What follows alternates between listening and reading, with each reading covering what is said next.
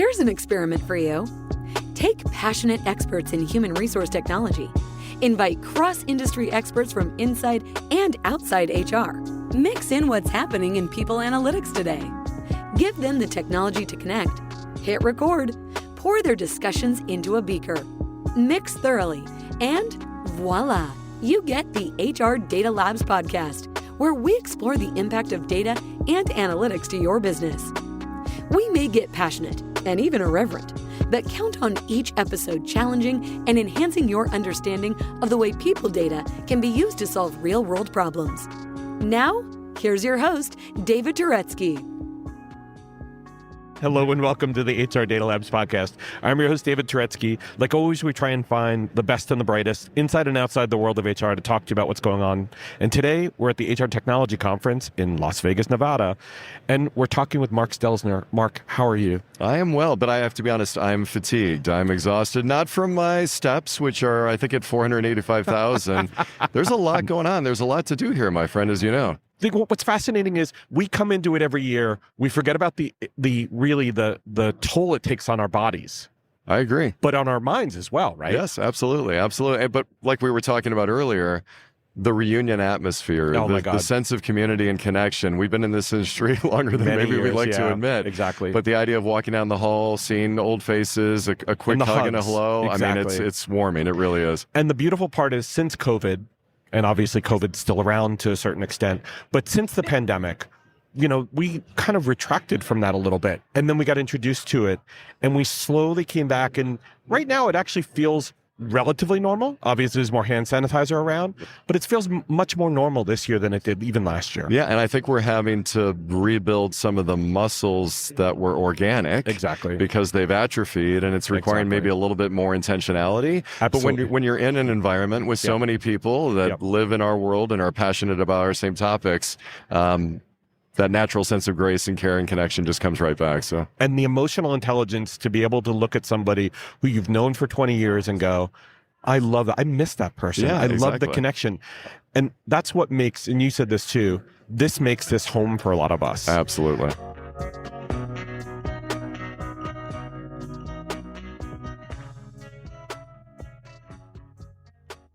Just even being in the world of HR tech, if you come to this type of show and you don't have that, at least a little bit of initial electricity about what's happening, what are people talking about, what are the exhibitors showing, is there anything net new that we didn't know before? So I think what I wanted to first start with there, Mark, is in your conversations with either Stacey Harris or all the other brilliant people that are here, what have you learned net new in 2023 that kind of surprised you a little bit? Hey everybody, Tim Sackett, host of HR Famous, a new podcast on the Work Defined Network. Am I famous? No, I'm HR famous. My wife says I'm a micro celebrity and 13 HR ladies around the world want their picture with me, which I think is funny. So, hey, what do we talk about on the pod? We talk about all the dumb stuff we do in HR in any given day, week, month, and we have fun with it, and we have some great guests. Come check us out. We're not famous. We're HR famous. I think it's the decision paralysis. So we work with organizations ranging from 1,000 to 500,000 employees. Wow. And whether we're being briefed by the provider community or I'm talking to the wonderful analysts and influencers and researchers that work in our industry, sure. People are being a bit more careful about when and how they declare to chase certain initiatives, in what order, with what dependencies, and to what outcomes. And I think the catalyst that's contributing to that is the fact that we have significant organizational instability. Right. Unprecedented C-suite turnover. Yep. Massive divestiture, M&A activity. Right. Organizations themselves are having to move at a relentless pace. And if you're a public entity, like every 90 days, you're trying to reinvent yourself. That's right. And then the imposition of new tools, new technologies, new opportunities globally, all of that smashes together that just when you think you've got your eye on the prize or you've picked 3 or 4 critical initiatives, the world turns and it turns again. And I think people are having a hard time sort of tethering themselves for something long enough, frankly, for it to take hold and for them to move to completion. And there's disruption too. There's the external disruptions of war, of terrorist activity, of inflation and economic instability, political instability, 100%. political cycles happening. Yeah. And so all of that in the context keeps people and companies on their toes to the extent at which the rapid pace of change. I mean, we always had change. We've always had technology change. How are companies dealing with it? I mean, you're talking about paralysis. But how do we react to that? Because paralysis can't stay paralysis forever. I think it's much like we just talked about reconnecting. It's about intentionality and clarity. But first, I think you have to have the information. I mean, one of the great ironies of being at an HR technology conference is that when you talk to CPOs, CHROs, the lack of real-time actionable predictive prescient insight is still holding them back in terms of declaring position and activity. And to your point about social, political, economic crisis, this old sort of BS notion of HR not having a seat at the table. I'm sorry, that was eradicated. We're in the candy heart center of every conversation that happens in every organization globally, where it's inextricably linked. But the problem with that then is both capacity and capability. Right. So do we have the capacity necessary to take on all the items that are imposed upon us by virtue of the world that we live in? Right. Do we have the capability to then step back, separate ourselves in some respects to analyze and then make the appropriate moves with, again, the right outcomes. But it's all starting with intentionality. And I think our teams are exhausted. I think it's been a hard run for HR, honestly, for the past couple of years. And look at the demographics of who's in HR now. Mm-hmm. The demographics are getting younger. Right. The people that are there have not necessarily gone through decades of this kind of instability, but they're living in a world of constant beta, of constant change. And what are they doing about it? I mean, maybe it's the fact that they're living through constant change that they're getting used to it, but they don't have as many of the skills, or they haven't seen these business cycles and for lack of a better way of saying it, the calm times versus the really crazy times. That's right. Yeah, there may not be points of reference. We are seeing a good amount of mentor protege, though. So although we are seeing the kind of C-suite, CPO, CHRO turnover, because many C-level leaders decided, I think I'm done, honestly. Yeah. Like, this took too much out of me personally and professionally. But for those elevating, I'm finding that their prior leaders, frankly, are providing mentor-protege relationships to take some of that knowledge over decades of experience and make sure that you can navigate through the woods and still come out, with some sense of outcome and grace. And so it's an exciting time. It's a difficult time. As you mentioned, the war and strife, Yeah. I'll be honest with you. I had a hard time sort of waking up every day in Las Vegas, coming to the show, putting a smile on my face when we know we're simply isolating ourselves from the reality that so many are struggling with right now. Absolutely. Yeah. And no matter what side you're on, it's got to deeply affect you that things are happening today, whether it's in Europe or the Middle East. They're happening to people that we work with. That's right. That we work for. Right. Our investors, our brothers and sisters, our family members. And so, to your point, last night, I kind of had one of those moments where I said, how can I be enjoying myself when so many people are suffering? That's right. But I think if there's something to be gained from that, it's returning to that deeply human connection. There's no small number of choices here. There's hundreds and hundreds of providers walking the hall. But I think there's a temptation, particularly when we're looking for speed and efficiency, that there is a tech. Yes. That's going to solve for that. It's very tech-led. What we've had to do with the organizations that we have the good graces of supporting is step back and get a process orientation, meaning that the organization has to have a point of view. It's not a technology problem. Right. There is no shortage of wonderful tooling and capabilities out there, but it needs to be process-led. We need to decide what the art of the possible might be, and then we can match and integrate and thread together these really dynamic, interesting experiences with the tooling that's available. That's talking about the intentionality again, yes, absolutely. Being able to make sure that you see a need, fill a need, that it's not somebody who's going rogue and using a technology in a little space, and then it kind of grows from there like a virus. We saw that happen with BYOD, with phones and iPads and things. But these kind of disruptive technologies like artificial intelligence, how do we make that intentionality? How do we start looking at our processes if we're not thinking about forget about the headlines, if we're not starting to think about what it could do for us, not what everybody says it can do for us? I think it starts with a forensic understanding of the current state. So if you want to ideate about the art of the possible, you have to prioritize use cases. From that, then you have the application. Many of the providers, there are dozens, now hundreds of providers in the AI space that offer a wide litany of really interesting solutions. But oftentimes when you engage with them, they're saying, well, what problem do you have? I can do anything. Right. And so it's a solution looking for a problem. Right. Some have certainly started to narrow their focus in certain areas.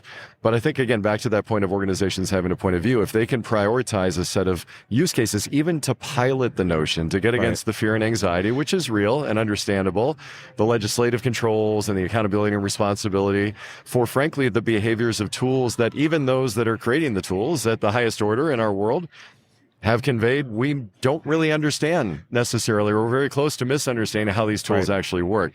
So again, no shortage of tooling here, no shortage of possibility. Let's bring it to life through something that's measurable and impactful and build from that foundation, I think. Yeah. Like what you hear so far? Make sure you never miss a show by clicking subscribe. This podcast is made possible by Salary.com. Now, back to the show. Where have we seen in other parts of the organization that AI has impacted? Maybe we could say recruiting, it's already impacted, but, and maybe not in a good way. But where have we seen in other parts of the organization where AI could give us that example of the benefit that we would in HR look at it? I think there are more real examples than the community is aware of. And therefore, I think if HR were aware of other parts of the business and how that's being brought to light, obvious ones would be customer care, right? Any form of customer care, regardless of what industry you're in, it could be account management, customer care, et cetera. Those are obvious. But I'll give you an example. My wife, smartest person in my house. Well, I'm lowest below my dog and my son. Let's just be perfectly honest about that. My wife is in the fashion and design industry. Years ago, she worked for an organization called Stitch Fix, which was an algorithmic-based service that basically curated millions and millions of data points, looked at the points of measure on your clothing, looked at what you kept in your sentiment, fit and sentiment, and continued to iterate and get faster and smarter and faster and smarter. And so to the point, and this is years ago, this is where AI was brought like 4 or 5 years ago, she figured out the exact positioning of the top button on a shirt that determines whether or not a man will buy the shirt and keep the shirt. Really? If it's too low, it's a little wide. If it's too high, you're choking yourself. Wow. So she just got a certificate from MIT in AI. Wow. She's a fashion professor. And you say, well, why would a fashion professor want to do that? Deriving creativity, right?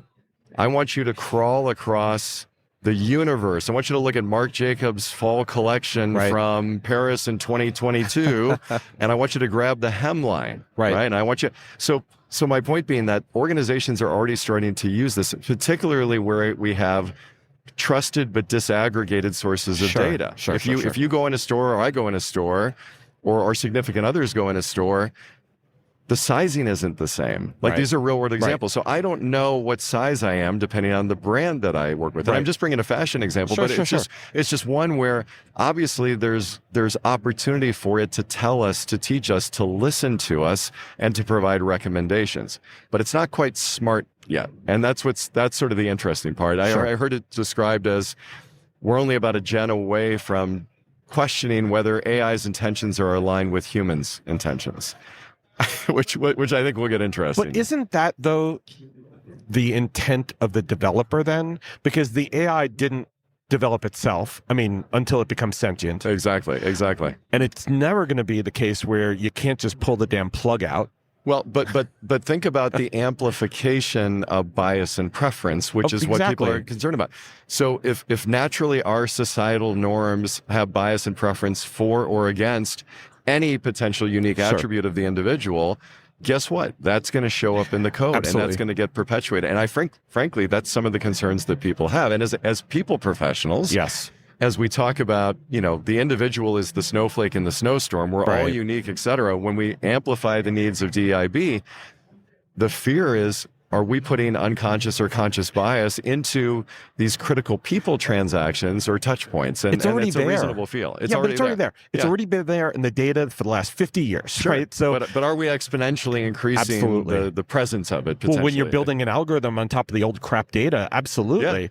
And that's why whenever we've gone into situations where we're helping a company figure out how do they look at the data, how do they analyze the data. One of the first things we do is we go back and make sure that the data is appropriate. That's right. And clean it up. And there's parts of it that you can't clean up. You can't clean up a decision. The decision was a decision. It happened. But what you can do at least is note it and understand this is what's in the data, and then be able to react to it. Yeah. And the data, as you know, because you do this every day, the data is not current. No. The data is not represented. The data isn't integrated. The data isn't mapped. And therefore, this disaggregated community of very interesting, fascinating tools and capabilities cannot be federated and integrated to create hyper-personalized experiences, which is sort of the dream, honestly, right? David, if you prefer a certain channel for a certain moment that matters, then great, engage in the way that you need to. But are we to the point of a blinking cursor or a spoken word to be able to navigate this morass of frankly, non-current and perhaps maybe non-accurate data to bring something meaningful back to life for you? Going back to your example with your wife and being able to look at the top button about intentionality and satisfaction on the clothing, that's almost, I would say it's an emotional reaction for some people because they believe their clothing is part of their self-worth, of course, right? And what they are and how they actually show to other people. But in many ways, it's also, I can actually just choose this other shirt too. Right. But when we're talking about pay, for example, it's a very different thing. And there's a lot of emotion and there's a lot of real decisions that go into it. So the thing I get upset about when we start talking about AI and its usage in HR is that the underlying fundamentals of process, policy, and data are still in such disarray that until those things actually have their day where we say, we got to clean this shit up. And I'm not just talking about the underlying demographic. I'm talking about the policies. 100%. Then if you put an AI in place, but your policies are all over the place and they've been kind of catch as catch can for managers making decisions, that's how your next decision is going to get made. Or at least the AI is going to tell the manager, yeah, you can give that increase. But, it might go outside the bounds of pay equity, but you can give that increase. It's okay. But to your absolutely perfect point, this is why we are emphasizing process optimization. Right. Meaning that if we have no clue or situational awareness, if it's never been written down how the current state works, or if we're inferring how we think the current state works with our variety of distributed stakeholders and countries and units around the world, we absolutely don't know what we're moving from and to. We had a client, we were telling this story yesterday, we made the CFO cry. And our intention wasn't to make the CFO cry. And this organization's CFO owned payroll, to your point. We deconstructed the payroll process, literally forensically, every step, every touch, every movement, every copy, every audit. Right. Off cycle was 1,452 steps.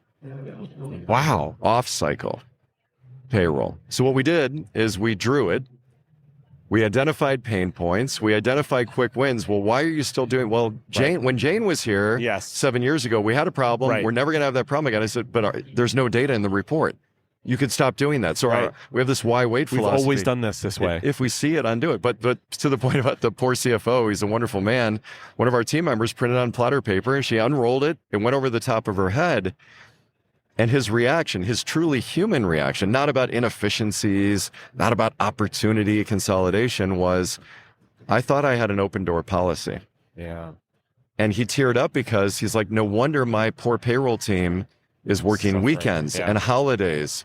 And they're having to order in food because, look, who could possibly sustain this? Because it's always been the way that's done. It's always been the way. But talk about a catalyst for change. So once you do these things, you can't unsee them. But to the empowerment of then those policy changes, you don't need a new tool yet, right? We can start empowering the change management and empowering the teams to take control. But they don't feel empowered to even say or go into his office. But that was the point until this moment arrived. And that's why there is something powerful, not only about the visuals and about just seeing it for the very first time in the situational awareness, but about showing the individuals who run these functions, who run these expert functions, COEs, it could be anybody in HR, that listen, you have the will and the wherewithal to make positive impacts. And you don't have to wait for a logo cake on a go live date for you to potentially achieve that. But we've seen it happen way too often that they roll over process from one piece of crap software to even a newer piece of crap software, but it's the newest one. It's got all these bells and whistles.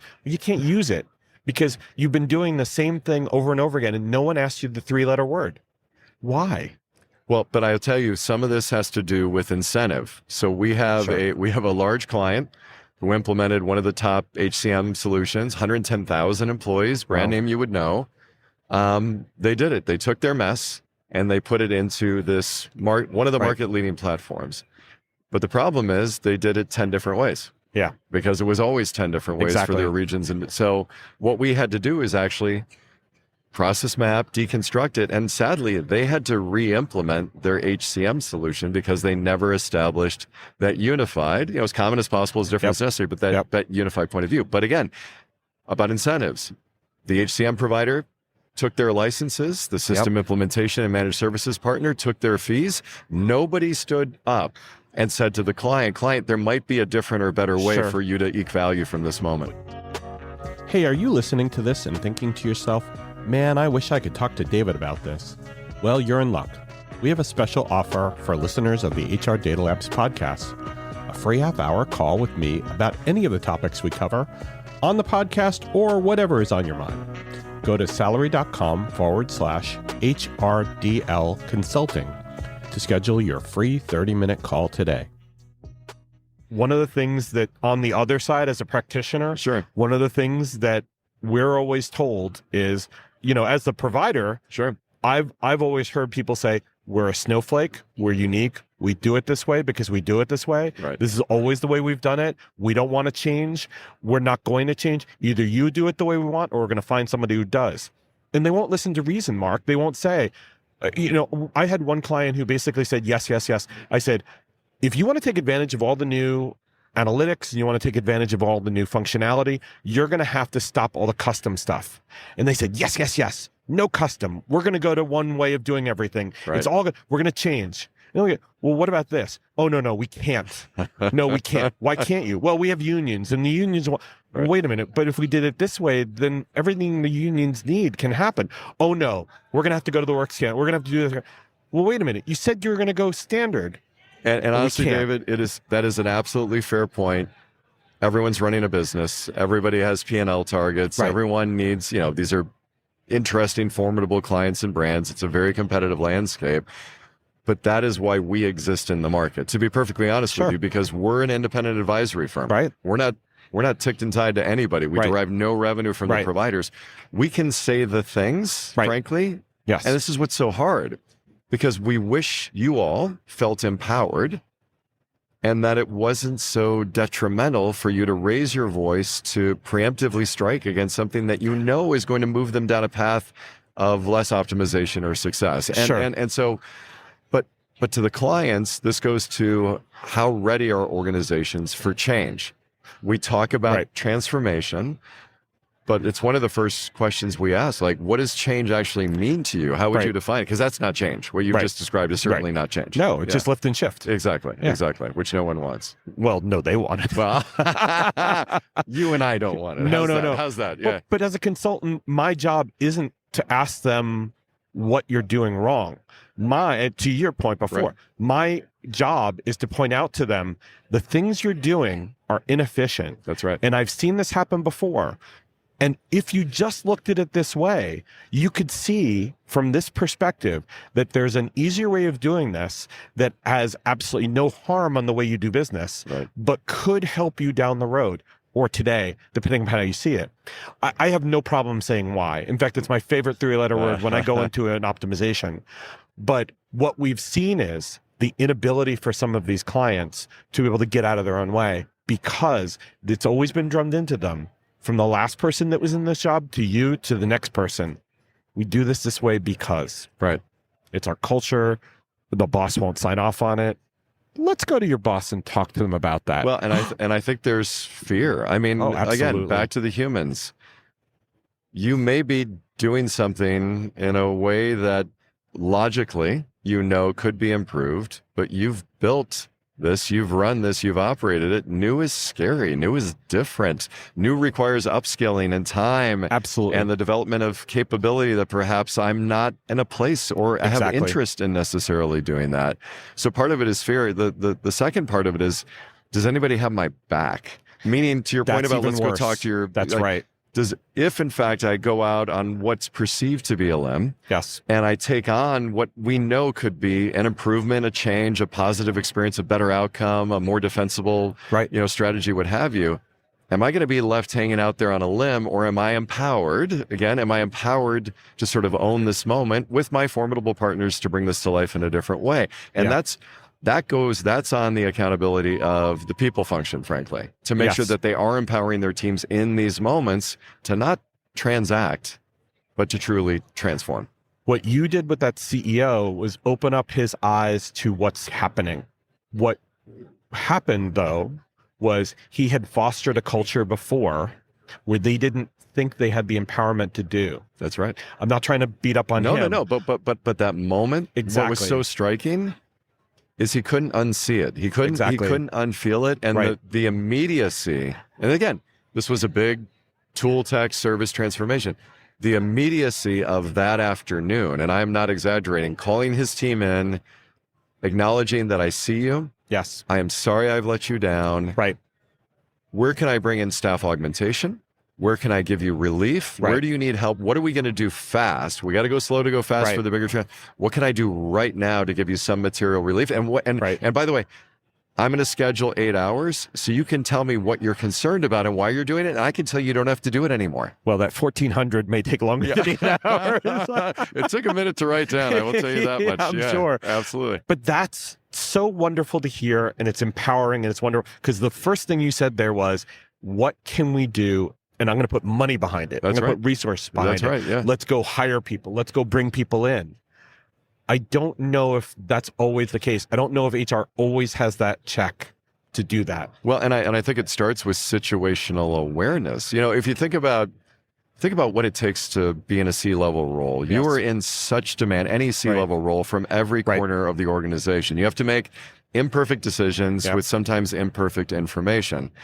So part of it, every business case we've ever written has been approved. And I mean every single one, because we're storytellers. The whole Right. idea is to bring the environment to life about, and honestly, I will say, even weaponize the employee value proposition. That's that if we believe what we say is this aspirational, inspirational, factual, Right. then here's how we need to behave. Right. But it's short attention span theater, much like we talked about Absolutely. earlier in the conversation, right? That there's so much going on and so much Absolutely. turn and focus. So when we have that moment, how do we take advantage of that moment Right. to get their attention, get their Right. buy-in? And what's the ask? And I will say, sometimes that's difficult. The ask isn't crystal clear. We've been with It may organizations. not just be money. Yeah. Yeah. But it can't be. What's the opportunity? What's the Right, connection? right. And it can't be that I'm going to save you everybody a fractional headcount 3 hours times Yeah. their pay, and I'm going to save you $86 billion. Right. No, the CFO will laugh you out of it. But being human to these other humans, we Right. have found, maybe shockingly to people, absolutely works. These are people with lives, with empathy, with understanding as well. If we can just bring that connection forward with the use case, the data, the logic Right, behind it, this is why It's gotta you be find factual. success. But it Yeah. has to be defensible, but there Yeah. has to be a very clear ask. Yes. And sometimes I feel like we're not the best communicators, to be honest with you. But it comes from heritage, though. Yeah, fair enough. And unfortunately, HR has always been deemed the administrivia home, the cost center. We've never really had the fundamental chops to create good business cases or to be able to sell them even. But I see that starting to change, which I think is interesting. So our job is to get ourselves fired.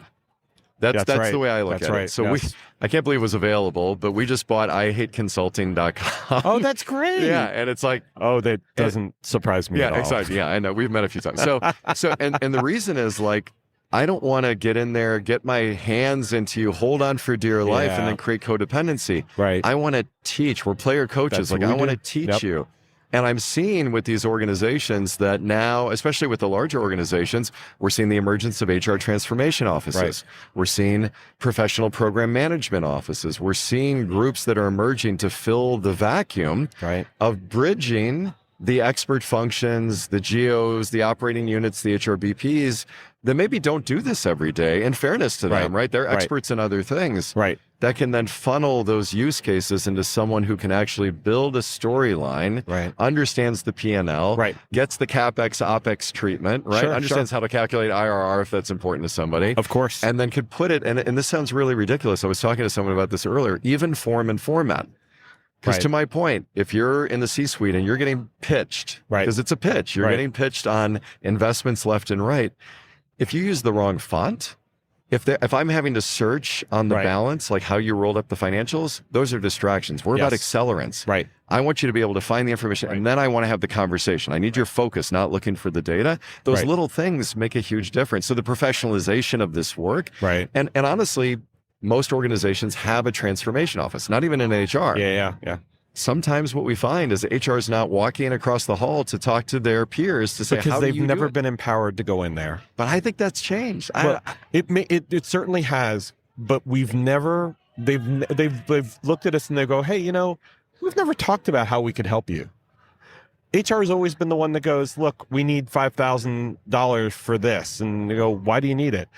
Oh, well, we need to do some training for this. Yeah, that's not a case study. That's not a business plan. But the bridge, I will tell you, so because the transformation office in corporations, small and large, is rapidly doing restructuring, your gatekeeper into that conversation is your OD/OE team. Oh, good. Because your experts in talent and OD/OE, organizational development, org effectiveness, are the ones that are saying, if we restructure this business unit, if we buy this new entity, if we move into Japan for the very first time, or Lima, because we've never stopped, like, how do we restructure our teams and stuff? There is somebody in HR that already has a relationship with every member of the C-suite. The CFO, right? Total Rewards. Right? Total Rewards owns Comp and Ben, right? These are so we're not leveraging that existing relationship to bridge the conversation. But does that mean the CHRO has to have different skills in order to be able to know how to do that, or at least be able to call the right people? I would say so. And the CHRO needs to be comfortable tapping into the expertise of her teams versus her being the funnel for that conversation. Listen, being a CPO, CHRO is not for the faint of heart. That is an incredibly demanding and difficult job. It is exhausting. It is lonely. It is really, really challenging. But you have strong people on your team for a reason. This is the truth of any good leader, right? I've surrounded myself with experts. My job is to create the moment and the audience and to be an advocate for what we're trying to achieve. So part of it is not feeling like, listen, get me the deck and I will bring it into the next board meeting.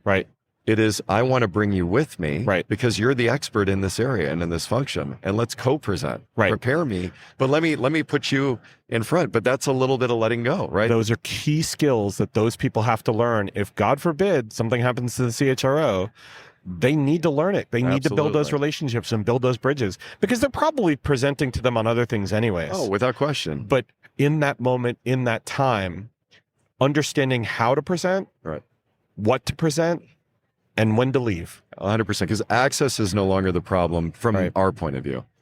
But how do you take advantage of the opportunity? How do you make that moment matter? Because you don't get a lot of them. Yep.